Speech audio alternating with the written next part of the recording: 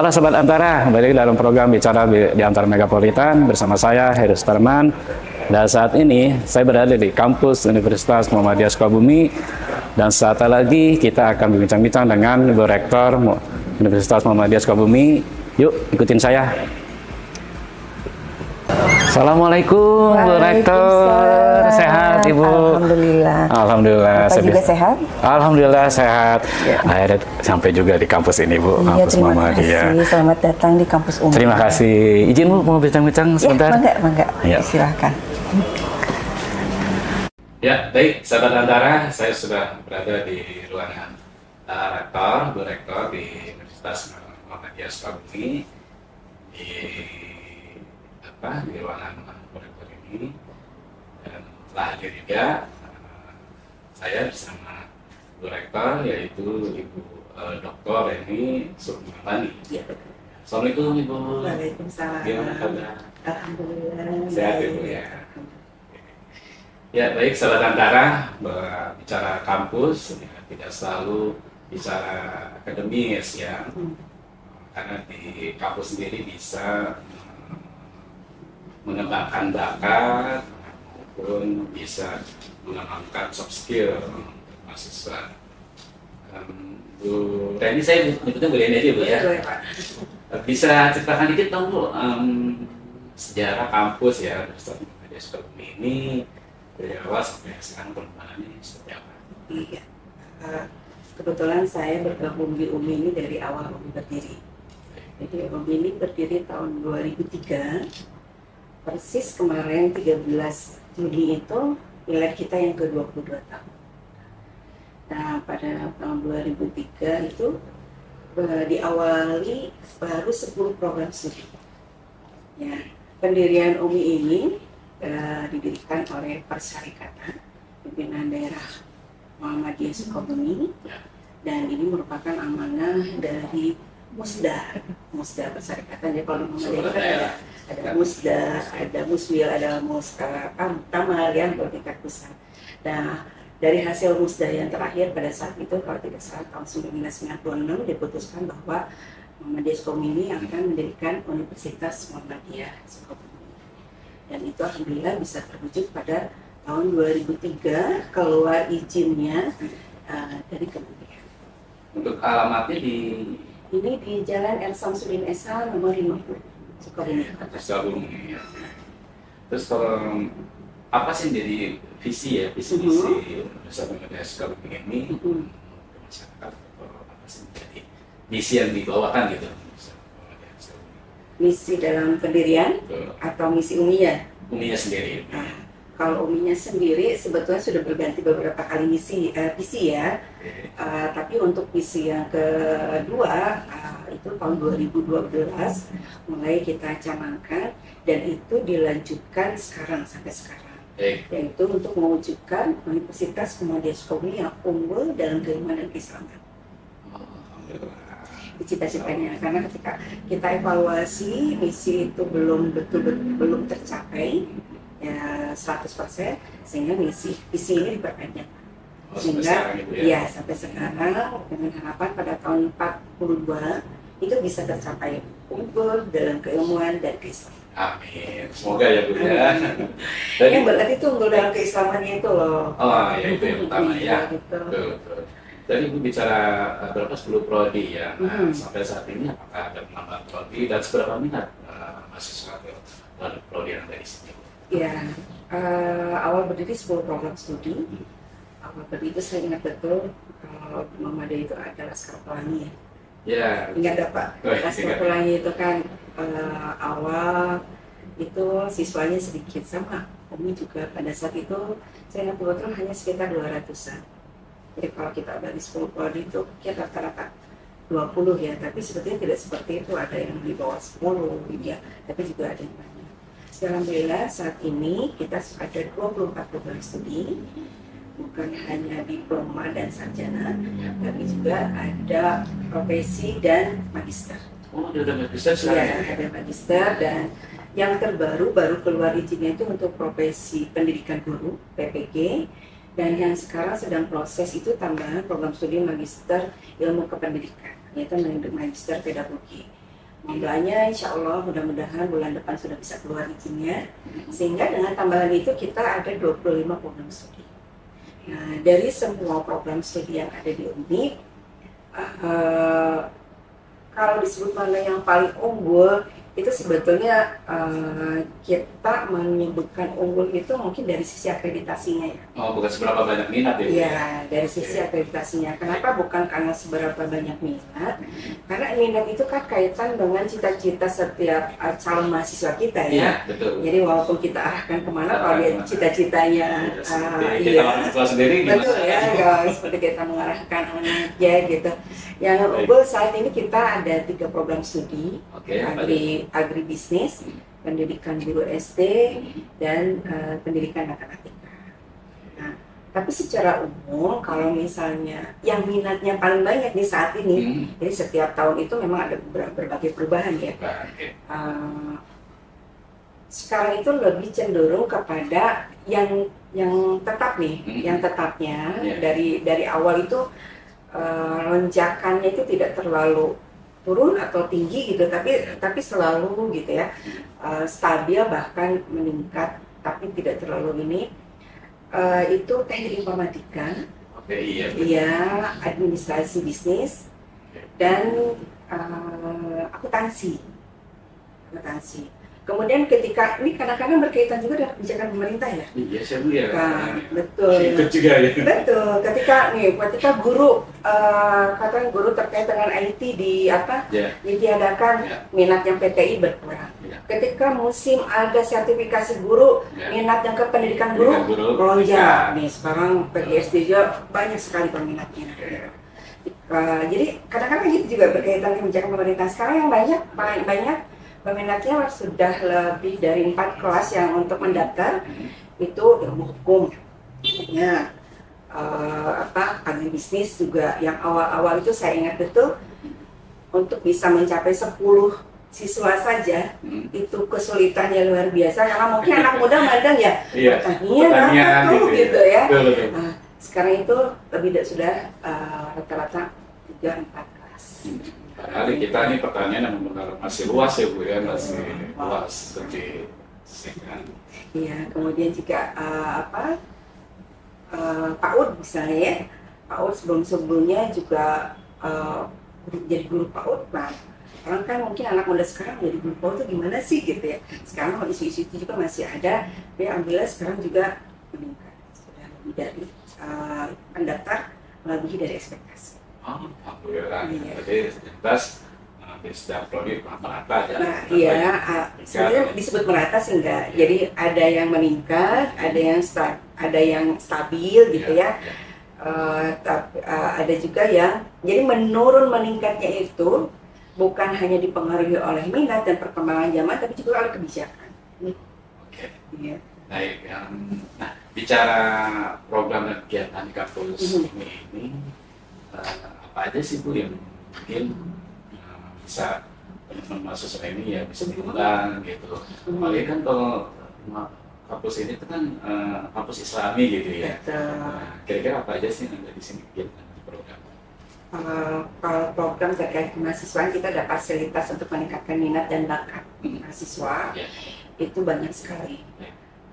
Diwadahi dalam UKM unit kegiatan mahasiswa, dari mulai seni, budaya, olahraga, ya, semua lengkap yang ada di sini kita fasilitasi semua. Lebih dari 40 UKM yang ada di UNI ini. Ya. Dan kita juga salah satu ikhtiar kita untuk meningkatkan minat bakat dan mahasiswa itu juga selain setiap UKM itu kita berikan pembina dan pelatih, gitu ya. Kita juga berikan kesempatan pada mahasiswa untuk meraih prestasi, pengalaman dan prestasi melalui unit kegiatan mahasiswa ini. Itu yang minat bakat. Belum lagi yang organisasi mahasiswanya. Dari mulai badan eksekutif mahasiswa, himpunan mahasiswa. Kemudian juga ada organisasi ortom Muhammadiyah yang juga ada komisariatnya di UMI seperti IMM, Ikatan Mahasiswa Muhammadiyah, Tapak Suci, kemudian Hizbul Waton.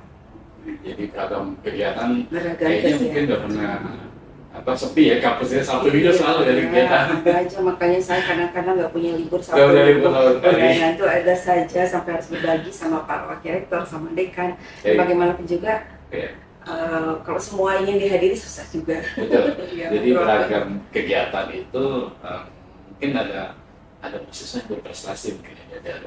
Alhamdulillah. Nah, prestasi apa yang sudah pernah diraih di mahasiswa di UMI ini dan bagaimana rewardnya dari kampus sendiri? Ya, kita sebetulnya membedakan prestasi itu dari tingkat prestasi daerah, regional, nasional, kemudian internasional. Nah, prestasi yang kita berikan kesempatan kepada mahasiswa itu dari mulai mereka mendaftar itu sudah kita kasih reward dalam bentuk beasiswa prestasi sebetulnya. Jadi belum jadi mahasiswa pun untuk bisa menemukan prestasi lebih banyak itu sudah kita siapkan beasiswa untuk yang punya prestasi. Nah, setelah masuk tentu saja itu kita bina ya, kita kembangkan potensinya. Ada yang memang prestasi itu yang memang bergengsi dari sisi itu memasuk dalam indikator kinerja utama kita perguruan tinggi. Kinerja utama perguruan tinggi atau IKUPT itu mengukur prestasi itu, kalau kita lihat skornya itu berdasarkan prestasi yang di tingkat nasional. Itu yang kita kejar, nasional dan internasional. Untuk bisa memotivasi mahasiswa ke situ tentu saja ada reward yang bagi mereka. Saya membuat SK Rektor untuk reward bagi mahasiswa yang berprestasi, yaitu dalam bentuk beasiswa.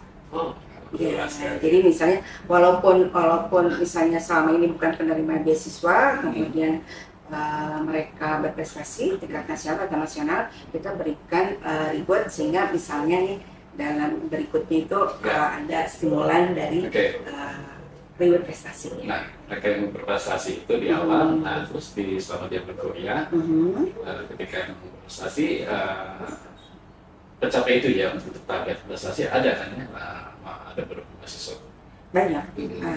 Jadi bahkan yang terakhir itu kita tahun lalu bahkan sampai kalau di Dikti itu ada program kreativitas mahasiswa, PKM, P2MW, PPK Ormawa ya, yang ini sangat bergengsi. Sangat bergengsi itu karena 3.000 lebih perguruan tinggi ya se-Indonesia ada di situ dan UMI berhasil masuk sampai PIMNAS.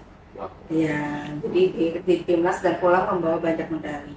Terakhir bahkan yang tahun lalu belum lama ini di Bali itu dari PPK Ormawa ya. Kita bawa medali itu bukan hanya untuk mahasiswanya tapi juga untuk dosen pembimbingnya. Mantap. Itu yang bergengsinya. Iya, gitu. Karena disebut bergengsi itu karena yang menyelenggarakannya Dikti gitu loh. Kalau yang menyelenggarakannya Dikti, saingannya udah jelas ribuan perguruan tinggi. Kemudian itu di sistem Dikti itu langsung masuk skor ya, skor peningkatan IQ perguruan tinggi yang berpengaruh terhadap pemeringkatan perguruan tinggi tersebut. Oke, itu waktu kemarin yang terakhir di Bali. Gitu ya. Nah, terus bagaimana nih Bu strategi UMI ya untuk menarik mahasiswa ya pada ajaran baru saat ini gitu ya, maka dengan melakukan promo atau sosialisasi ke masyarakat, pengenalan yang jauh gitu, apa sih menjadi strategi ini? Promo sosialisasi itu pasti ya. Banyak orang yang bilang itu masih jadul kayaknya, tapi ternyata masyarakat masih ada yang suka yang jadul-jadul. Bahkan kadang-kadang back to jadul ya. Seneng yang jadul-jadul. Jadi tetap kita lakukan yang konvensional, sosialisasi UMI Goes to Campus. Tapi juga kita gunakan juga cara seperti misalnya menawarkan ke sekolah, ke siswa sehari menjadi mahasiswa UMI. Wah, itu bagus. Jadi siswanya yang datang ke sini merasakan sehari bagaimana caranya, bagaimana rasanya menjadi mahasiswa UMI. Walaupun belum jadi mahasiswa. Belum jadi mahasiswa UMI, walaupun belum jadi mahasiswa UMI. Kemudian juga tentu saja kita juga menawarkan banyak program beasiswa. Beasiswanya sangat banyak selain beasiswa yang ditetapkan dari internal kita. Dari internal kita itu misalnya seperti tadi beasiswa prestasi, beasiswa Hafiz Quran. Hafiz Oh, Quran itu, Quran ya. ya Hafiz Quran itu 1 sampai 5 juz saja ada beasiswanya. Kalau 25 sampai 30 juz itu betul-betul free, betul-betul bebas biaya. Nah, jadi kalau misalnya saya kalau ketemu guru-guru atau siapa yang minta beasiswa dong Bu Rektor katanya, saya bilang minta siswanya dari sekarang hafalan Qurannya ditambah. Betul. Sehingga ketika mau kuliah itu sudah punya hafalan Quran. Karena jadi kita ada rentang 1 sampai 5 itu berapa beasiswanya, 6 sampai 10 berapa gitu, ada tahapan. Beasiswa pengurus OSIS, jadi yang aktif di sekolah itu menjadi pengurus OSIS, kita berikan juga beasiswanya. Kemudian juga beasiswa kemitraan, jadi saya menggandeng berbagai mitra untuk memberikan beasiswa. Ini terus terang nih Pak, kalau ada mitra, kalau ada yang datang ke saya mengajak kerjasama, saya langsung todong ngasih beasiswa aja dulu. Oh gitu ya. Baik. Iya, diantara itu. Iya. Baik, sementara jadi banyak program yang ditawarkan di UMI, ya beberapa beasiswa yang tadi disebutkan sama Bu Rektor. Ya, mangga kalau yang mungkin sekitar Sukabumi atau Bogor lah, yang mungkin ada juga di Bogor ya. Ada. Dan di luar Jawa juga ada. Ada ya. Nah, itu tertariknya ya. Termasuk mahasiswa dari luar negeri juga. Iya, Ada. Itu biasanya ngambil apa? Fakultas atau jurusan? Ada yang bahasa Inggris, ada yang bahasa Indonesia. Ya, biasanya kalau yang bahasa Indonesia juga, yang bahasa Inggris. Tahun ini ada 6 ya mahasiswa yang full. Kita juga membuka, baru saja kemarin kita share untuk membuka beasiswa mahasiswa asing. Kemudian selain itu ada juga yang paruh waktu. Kalau yang paruh waktu itu tidak full sampai lulus ya di sini ya. Oh, itu dari berbagai negara. Termasuk kita juga join degree. Jadi kalau jadi mahasiswa umum itu punya kesempatan untuk ambil kuliah, ambil kredit semester. Oh, ada di dulu mitra ya? kita di luar negeri. Ada ya? Ada. Waduh. Iya. Jadi bisa jalan-jalan juga sampai ke sana. Baik, Ibu, ini agak sedikit ini Bu dari kampus, saya pengen dengar tuh izin ya Bu ya cerita karir Ibu, maaf ya, boleh dong sampai Ibu dari menjadi rektor UMI. Awalnya seperti dari mana gitu? Awalnya takdir Allah ya. Iya. Apa ya, saya waktu masuk UMI awal itu dosen biasa. Jadi karena kebetulan saja nih Pak, bukan kebetulan ya, saya memang dari kecil perasaan cita-cita itu nggak berubah menjadi dosen. Mau cita-cita kecil Sepanjang ya? saya ingat gitu ya, Oke. nggak berubah cita-citanya menjadi dosen. Sehingga ketika Allah mengabulkan, dulu nggak kebayang Sukabumi ini udah Universitas Muhammadiyah Sukabumi. Karena saya juga nggak tahu Muhammadiyah gitu ya. Oh gitu? Iya. Hanya ada banyak takdir lah ya yang mempertemukan saya dengan Muhammadiyah lah ya. Iya, Gitu. Karena Allah mengabulkan cita-cita itu, sehingga ya saya nggak berpikir macam-macam. Sebagai wujud rasa syukur itu berarti bekerja dengan sungguh-sungguh dalam profesi saya sebagai dosen. Nah, mungkin itu juga yang membawa akhirnya karena upaya itu selalu sungguh-sungguh, membawa kepercayaan juga lah untuk pada akhirnya menjadi perjalanannya berarti 22 tahunnya. Dari mulai kepala lab, ketua prodi, kemudian tapi saya sempat mengundurkan diri ketika studi S3, tapi dipanggil pulang untuk jadi wakil rektor. Ya, wakil rektor 1-2 periode, PLT wakil rektor 3-2 tahun. Setelah itu saya nggak mau lagi mau istirahat. Ingin tidurnya nyenyak dulu, ingin Sabtu Minggunya jalan-jalan. Ya. Setelah istirahat, kemudian ada pencalonan pilihan rektor lagi, ya ada yang mencalonkan atas izin suami diikuti, ya akhirnya setelah melalui tahapan protes dan lain sebagainya ya, kan ada tahapannya, ya dikasih SK amanah. Rasanya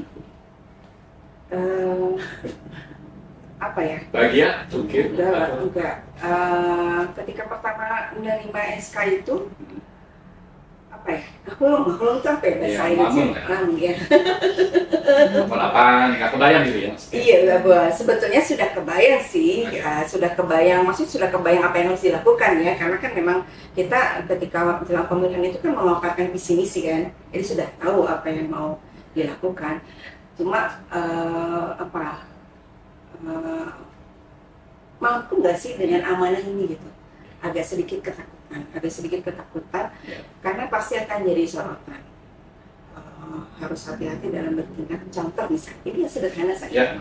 Sederhana saja. Saya saat itu sudah berencana mau umroh, dengan keluarga. Ketika dapat SK itu, ketika saya sudah dilantik, kemudian saya berangkat umroh, pas saya takut ada pandangan baru juga. Betul. Baru juga. Pasti berpikir seperti itu. Iya, padahal itu kan proses nabungnya mungkin panjang, rencananya panjang. Saya juga nggak ada rencana mau jadi rektor kan. Tapi tetap berangkat dong. Enggak, belum, itu enggak. Ya, terus ada sedikit, kadang-kadang ada, nggak tahu mungkin karena wanita kali ya. Jadi harus hati-hati betul gitu. Saya sangat takut sekali, contohnya ketika jadi wakil rektor saja dulu, saya sangat takut sekali sekedar nyuci mobil di kampus saja takutnya air yang saya gunakan untuk mobil pribadi saya itu jadi tidak halal menggunakan fasilitas gitu. Ya ada itu yang sekarang ini sangat dijaga sekali itu. Nah, dijaga sekali, takut khawatir ada sesuatu yang sebetulnya bukan hak saya. Kemudian juga khawatir juga kan kita menimbulkan prasangka itu nggak boleh. Seminimal mungkin prasangka itu dihindari. Termasuk misalnya pasti semua ngalami lah, misalnya yang nitipin kerja, nitip dong ini gitu ya, dalamnya kayak itu saya hindari. Tapi mungkin tahun berikutnya itu mungkin baru berangkat gitu, atau tetap berangkat? Insya Allah sudah ada rencana. Iya, ada rencana insya Allah. Ya udah, tapi sekarang ngajar juga ke Unpad ke Bandung? Enggak. Kalau ngajar di sini saja. Di sini. Cuma sesekali diundang untuk jadi penguji kenalaan. Tetap jaga kesehatan ya Bu ya. Amin. Ini terakhir ya Bu ya, untuk saya pengen dari harapan rektor ini untuk ini sendiri, apa sih harapan Ibu gitu ke depannya? Sesuai visi, unggul, itu yang kita kejar. Unggul dalam keilmuan dan Islaman, tapi minimal orang taunya unggul itu dari apa? Dari akreditasi. Ya, dari akreditasinya. Jadi saya itu mencanangkan dalam 4 tahun masa kerja saya itu ada 4 tahapan yang harus saya ambil. Di tahun pertama itu saya mencanangkan masa tahun adaptasi dan resiliensi. Di tahun adaptasi dan resiliensi itu karena saya kan asalnya dosen biasa dulu kan, istirahat dosen biasa, tidak pegang jabatan struktural, tidak pegang manajemen. Jadi saya betul-betul harus adaptasi di awal itu terkait dengan manajemen itu seperti apa, belajar dulu kondisi awal. Sehingga harus hati-hati dalam mengambil tindakan di resiliensi ini. Kalau salah bisa menimbulkan bahaya untuk kampus ini ke depan. Alhamdulillah 1 tahun pertama terlewati adaptasi dan resiliensi ini dengan berbagai dengan berbagai dukungan dari semua pihak, dari GPH, dari para wakil rektor, semua alhamdulillah support kompak. Kemudian di tahun kedua ini sekarang menanjak tahun kedua ada tahun akselerasi. Di tahun akselerasi ini saya memacu semua untuk ayo kita semuanya sprint, bukan maraton, sprint, lari cepat. Lari lagi sprint ya? Iya betul. Jadi untuk bisa mencapai target kinerja. Target kinerja itu sudah dituliskan di hitam di atas putih yang ditandatangani bersama. Dan kita evaluasi target kinerja itu bisa tercapai. Kemudian yang ketiga, harapannya di tahun kedua ini akselerasi ini kita semuanya tercapai. Harapan tahun ketiga ini tahun transformasi tercapai. Transformasi berarti udah kelihatan di perubahannya. Betul. Dan ini sudah mulai berasa dengan kerja keras kita kemarin, misalnya sudah mulai berasa di tahun kemarin saja sudah mulai berasa kita nambah 2 prodi yang unggul.